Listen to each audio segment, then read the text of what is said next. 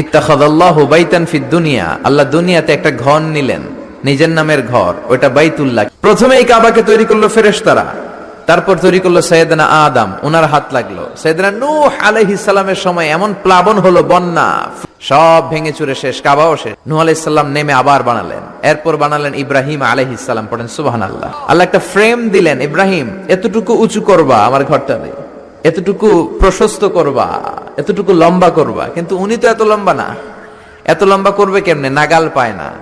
বানানোর পরে দাঁড়িয়ে আছে, আর উপরের দিকে উঠতে পারে না। আল্লাহ বললেন, ডোন্ট ওয়ারি, আমি জান্নাত থেকে একটা স্পেশাল পাথর পাঠিয়ে দিচ্ছি ইব্রাহিম, ওইটার উপরে দাঁড়াও, উপরে উঠতে মন চাইলে উঠে যাবে, নিচে নামতে মন চাইলে নেমে যাবে। উনি দাঁড়ালেন, উপরে ওঠা দরকার উঠে যেত। উনিও কাবাঘর বানালেন, ওনার কলিজার টুকরা ইসমাইলও বানালেন, বিশ্বনবী নিজেও বানালেন। বিশ্বনবী নিজেও এই কাবাঘরের নির্মাণ কাজ করেছেন।